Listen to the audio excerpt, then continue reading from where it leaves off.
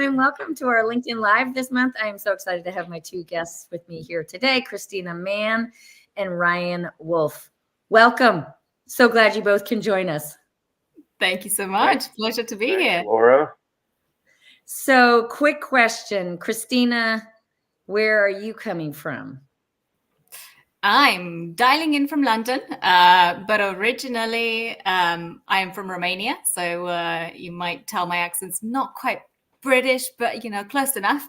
I have lived here for about 16 years, so it's kind of my home now. But yeah, I'm from Gallup, and I'm a senior workplace advisor here. Awesome. And Ryan, tell us where you're coming from. I'm dialing in from Omaha, Nebraska, and we're having a decent weather day here. And I'm actually just coming off of lunch with my kindergartner. It was his birthday at school. So, yeah, like full of lots of different perspectives right now. Oh, nice. Well, congratulations to your kindergartner. So for everybody who's joining us, please, as always, type in the chat where you're coming from. Welcome to our conversation today about lessons from Gallup, both around how to optimize our workplaces as well as how we can help everyone to reach their potential. So first of all, I'd like to introduce you to Ryan Wolf. And Ryan and I, gosh, we've known each other for, is it about 10 years, I think, Ryan? It's been a long time. We've been in the kind of fellow workplace well-being activators for a long time. So Ryan is the former Physical Wellbeing Lead at Gallup and now a consultant in human resources and well-being.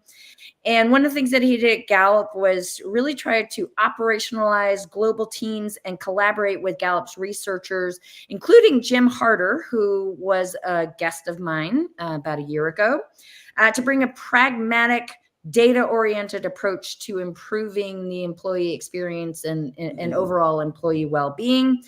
Cristina is a newer friend, but equally wonderful. Cristina Mann, as she mentioned, is senior advisor and a trusted partner to many Gallup clients, and she is based in the London office. She works with clients to help them to understand their critical business needs and design solutions that are strategically aligned with their needs, and also really leaning into driving organic growth through both behavioral and cultural change. So we'll be talking with her about that a lot. So just so you all know, I'm going to be leaning a little bit more into Ryan around the well-being piece and a little bit more with Cristina around the workplace culture piece. So let's start first with our theme here is, again, what are the lessons from Gallup? I find myself quoting Gallup stats more than any other source. So I am so excited to have this conversation with you all. And really quickly, we've got people coming in. We've got Linda coming in from Green Bay, Wisconsin. Crystal coming in from Fargo, North Dakota. We've got Lisa coming in from Arizona. And we've got someone coming in from Geneva, Switzerland. So, and I'm guessing that might be Peter Frampton. So welcome, everybody.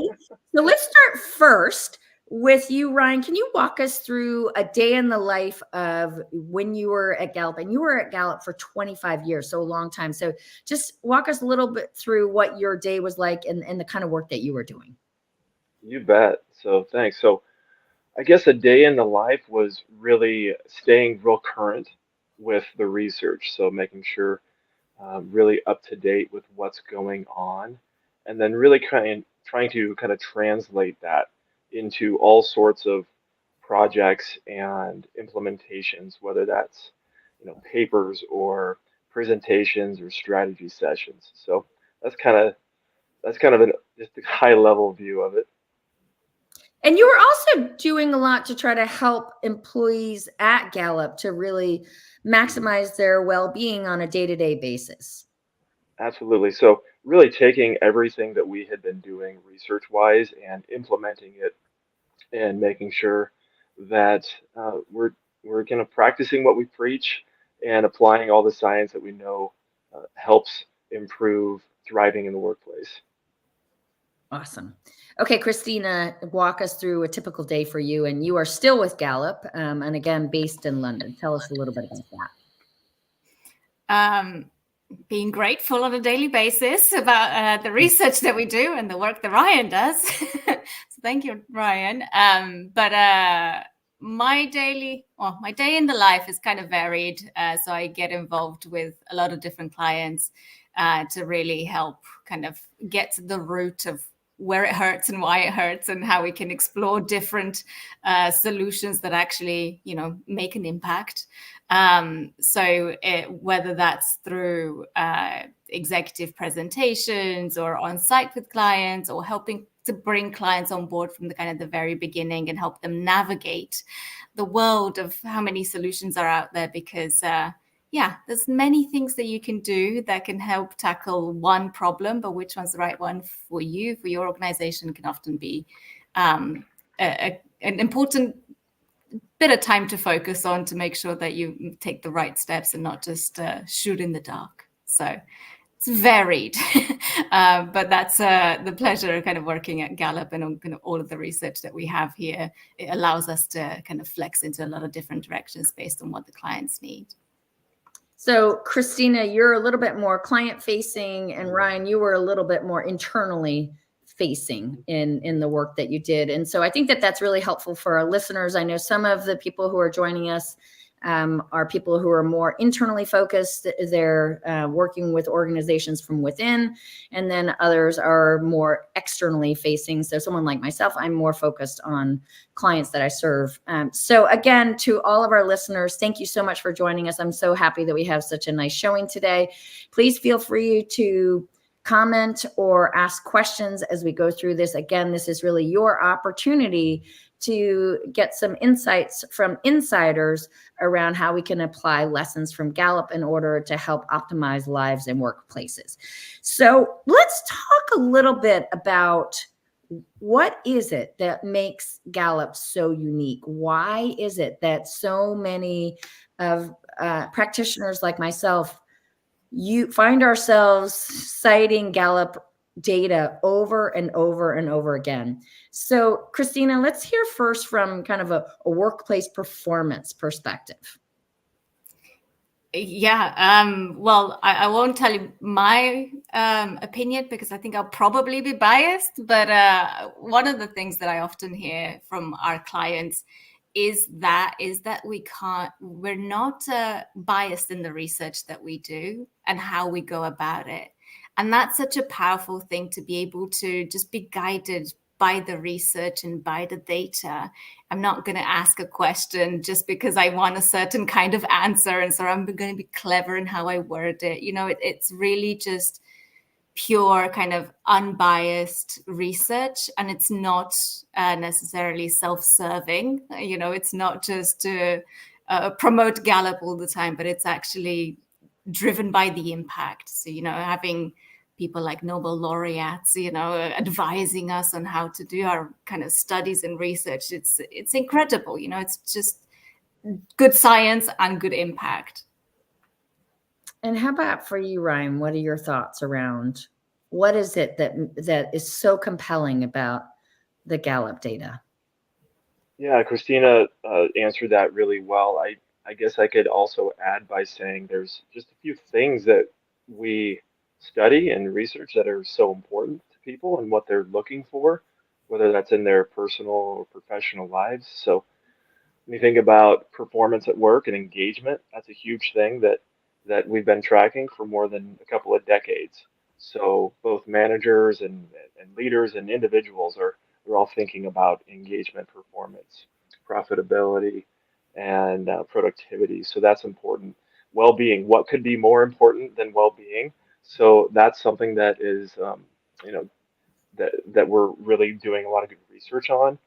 And then strengths. So strengths, everybody wants to know a little bit more about themselves and how they can grow and learn and really contribute more to the work they're doing. There's a 1 in 33 million chance that you have the same top 5 as somebody else. So you can come to Gallup to get a little uniqueness and bring it to the places and spaces where you're operating. Yeah, I think that focus on strengths is probably what is most compelling about and provocative about the work that Gallup has been doing, because we've been trained for so long, starting in school, that we uh, identify the weaknesses and we work on the weaknesses. And Gallup really kind of stepped forward, was one of the first to really step forward and say, no, actually start with your strengths. How do you think that, why is that so revolutionary, and how does that, why is that so effective? Ryan, we'll start first with you, and then Christina, over to you. Yeah, so strengths instead of weaknesses. Strengths are your best opportunity to experience exponential growth and massive success, we'll call it. So certainly shoring up some weaknesses is okay, but that's where you can kind of get some incremental growth and maybe slow, steady, and just kind of slow and nothing that's like outstanding or going to help you be the best version of who you are. And strengths really are the way to get to understand your innate character and then to develop those talents that you were born with. And then the final product is a strength that you can apply productively to all areas of your life. And Christina, let's hear some thoughts from you. Um, I love that bit around the kind of the innate character that Ryan pointed out, because often one of the biggest challenges, for example, that we hear when it comes to strengths is that, well, I learned how to be a great executive. I learned it's great experience. I learned to do that. And that's not what we're talking about. It's a kind of bit of a misconception that strengths are skills, skills that you can learn. And that's not what we're talking about when we talk about strengths. We're talking about that thought pattern, the things that influence you to make certain decisions, and then you got a good outcome. So you made that decision again, right? And again. So there's certain thoughts and like neural pathways, someone described it, that you've exercised so many more times, and therefore you're so much more comfortable in doing it that it becomes a strength, right? In making that decision at that moment in time. So we're not talking about skills. We're talking about how you make decisions. And that can be so powerful to have, it's hard to put a name to it. So the fact that something helps you to do that, and then you have this common language to talk about, has amazing impact. So that's why I love it as well. So it's really kind of those things that make you, you, and bringing more of that forward, and those things that we're just naturally hardwired for. And I think so often we feel this long time pressure to kind of modify ourselves to be something else in order to succeed. But really, as you're both sharing, that the path to success, not only for individuals, but also for teams and organizations, is where people really lean into what are those things that make them them, and doing more of that. It benefits them, but it also benefits teams and organizations. We've got a question coming in here from Susan. What are your go-to resources for staying on top of the latest well-being trends? How do you ensure you continuously grow? Ryan, why don't we start first with you, particularly on the first question there, and then Christina, why don't you tackle the second question there a little bit more? Go ahead, Ryan. Yeah, so staying on top of well-being. So great question. Well, first of all, I follow Laura Putnam on LinkedIn, so I learn a lot.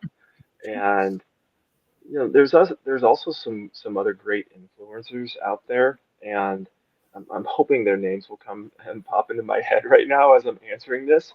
But I also think about organizations that do a lot of great research, thought leadership, and publishing on the topic.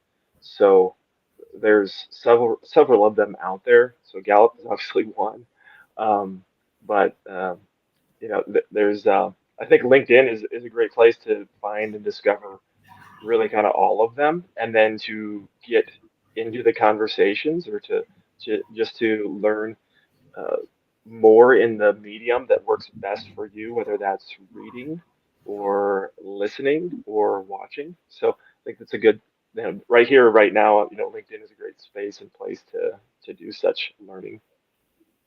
And Christina, what are some of your go-to resources, and then especially when you're working with your clients, what are you advising them to do to ensure this continuous growth?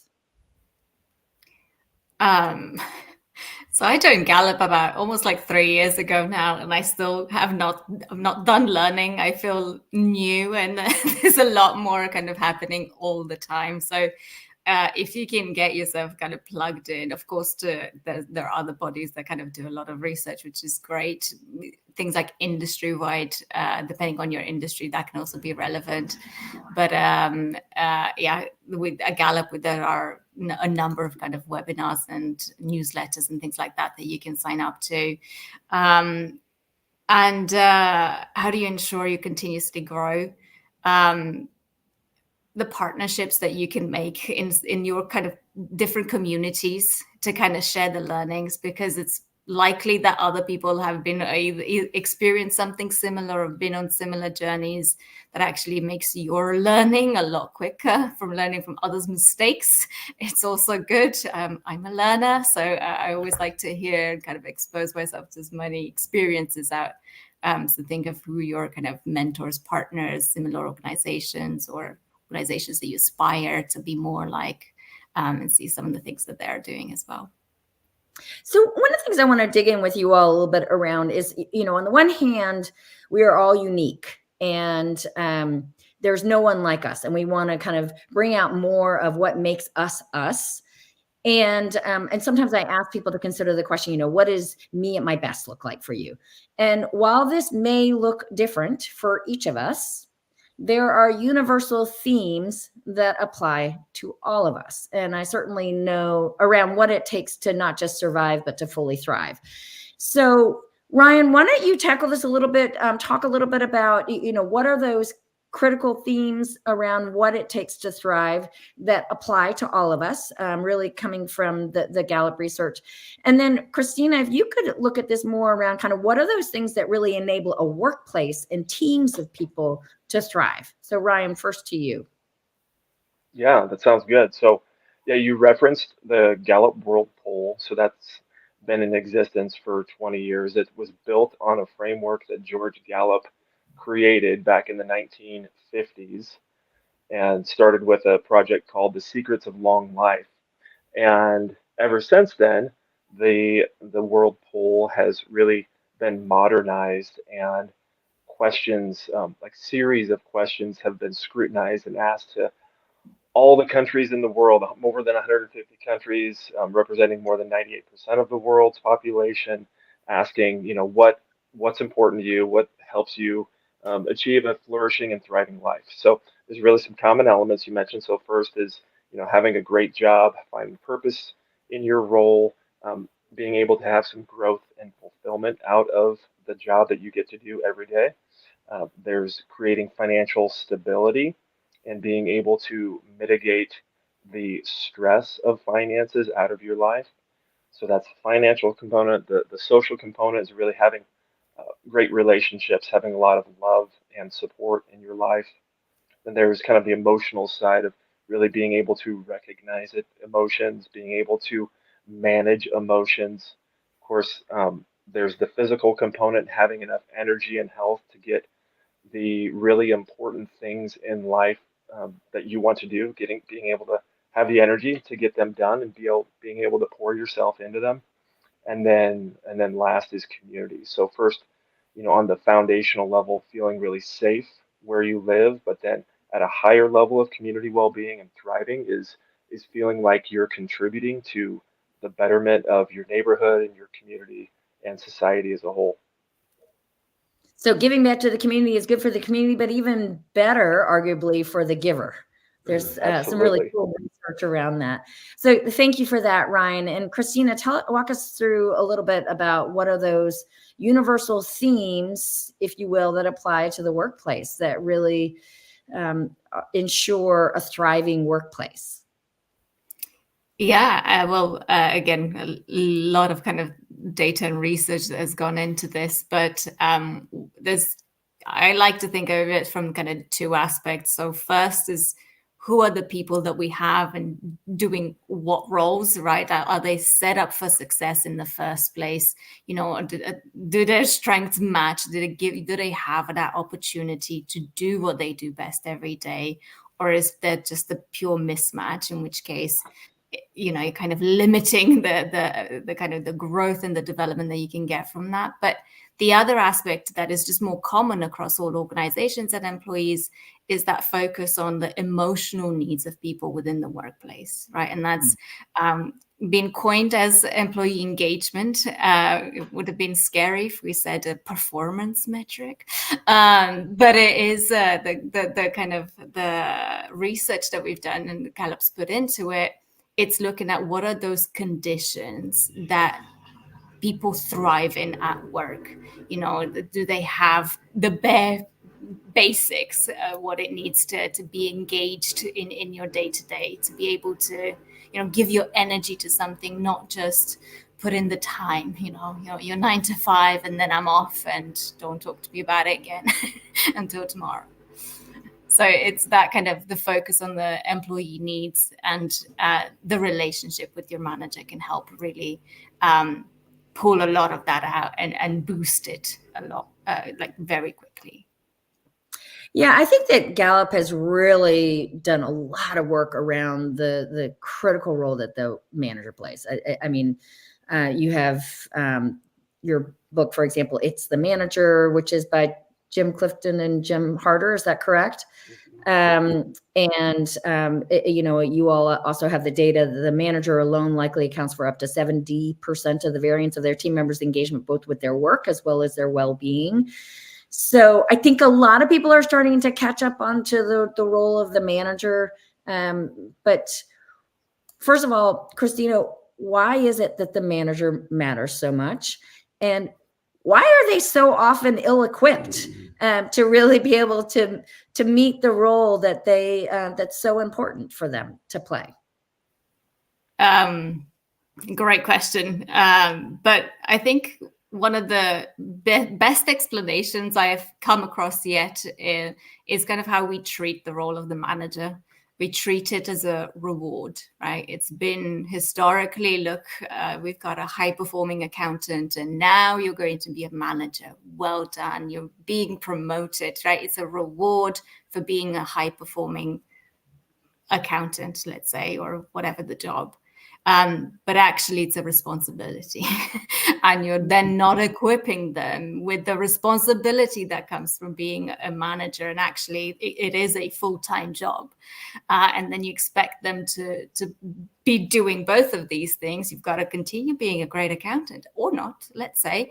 But now you've put this high-performing individual in a place where they're not equipped. They might not like it, but it's the only way to grow in the organization.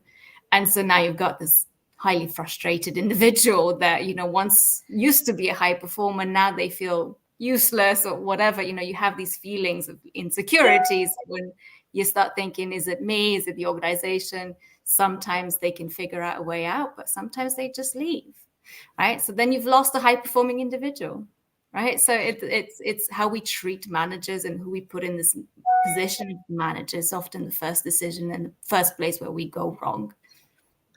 So is your thinking, Cristina, that maybe we need to develop two parallel tracks where we have, you know, people who are really high performers in terms of the work that they do versus people who are more of people who are able to manage the teams and are really interested in, for example, having those weekly touch points, and we don't try to conflate them into one? Yeah. If there is no alternative to growth other than being a manager, then everybody will want to be, and everybody will, you know, say all the right things. Let's face it, we've all been in job interviews where you've said you were the best, whatever. So, you know, people can say, be motivated in the short term by certain things. But if it's not a long-term commitment, it can be short-lived and doesn't guarantee your success in that role. So having an like, who are the people that really want and are driven, energized by being a manager, and who are the people that actually are best being great accountants? So let's leverage that. And there's reward in that as well. Yeah, exactly. Ryan, do you want to add anything to that? And then I see we've got a question here that I would love to get to as well. So Ryan, really quickly, and then I'll turn the question to you, Ryan. Go ahead. Yeah, I think it's great to know that we did some research a while back that about 1 out of 10 people are innately equipped to be a great manager, and about 2 out of 10 can become a great manager. So for most people, managing is not going to be a wonderful fit. So I think it's important to have those avenues, rewards, recognition to being an outstanding individual contributor.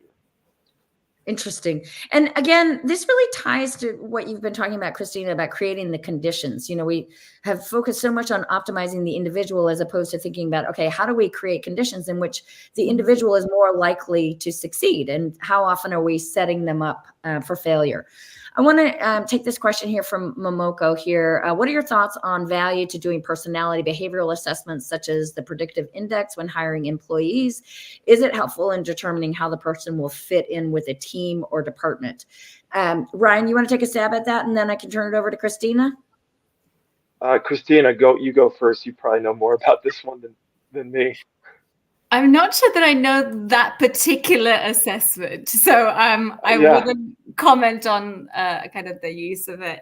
But it depends what it's measuring, right? If it's measuring, again, skills that are needed for the job, then it's kind of one thing. If personality, again, there's been a lot of kind of some helpful, some unhelpful definitions of people's personalities.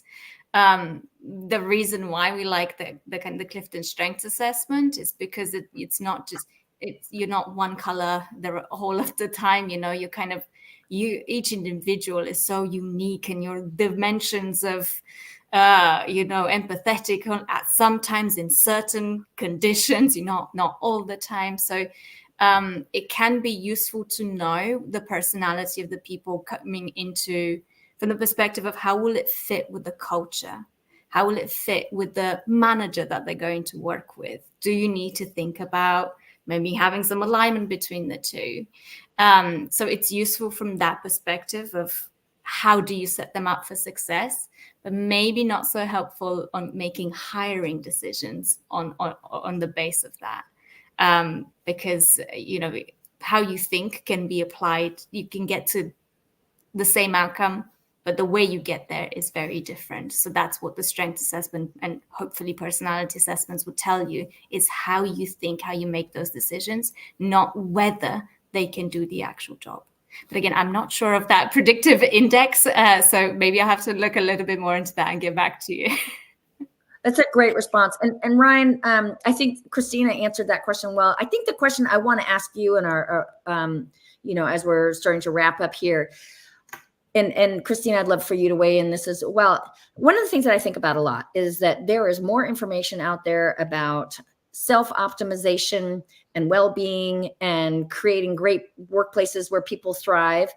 And yet so much of the data shows that we're going in exactly the opposite direction. We're less healthy, we're less happy, we're more disconnected than we've ever been. How is there such a bifurcation between these two things, that we have more and more great stuff coming out, like from Gallup, and yet we seem to be going in the opposite direction in terms of the broader trends? Ryan, over to you. Yeah, let's see. So let's think about like health outcomes just as an example. Obesity and hypertension and heart disease and cancers and all these things are going in the wrong direction in terms of living a full and healthy life. I'm thinking about an article that Dan Foy from Gallup just published this week about sleep and stress. So so that's kind of the background is outcomes, but if we think about the processes that we're taking to get there, where the Dan published how the amount of people who are getting 5 hours of sleep or less per night has increased significantly in the Oh, last wow. decade. So I think about just kind of some of our processes. We're not getting great sleep. We're experiencing a lot of stress. We don't know yet how to self-regulate the amount of screen time and social media that that we're getting. So there's a lot of these like kind of wild west types of interventions that are out there in society, and we just don't know yet how to handle them. Wow. So again, that really points to why we need to be thinking not only about optimizing individuals and giving them resources and tools and tips, but also really thinking more about addressing those conditions that might be driving people to low levels of well-being in the first place, and certainly are hurting the workplace as well. So love to hear from both of you. Cristina, starting with you, how do people stay in touch with you? Such a great conversation. How do people follow your work and stay in touch with you? My LinkedIn is probably the easiest way, so I think we'll be able to share that, but please do get in touch. And then Ryan? Yeah, same with me. Please connect with me on LinkedIn. Would love to connect there. And Ryan, you're always posting great stuff that's coming out from Gallup, so I always love to see that. So next up on May 21st, I will be interviewing the one and only Amy Edmondson, Novartis professor out of Harvard Business School, who is the world's leading expert on psychological safety. That will be from 9:15 a.m. to 9:45 Pacific time. And I want to say a big, huge thanks to our amazing guests here, Ryan Wolf and Cristina Mann. And thank you all so much for your comments and your questions. And I will look forward to seeing you all again on May 21st at 9:15 a.m. Thanks so much for joining us today. Thank you, everyone.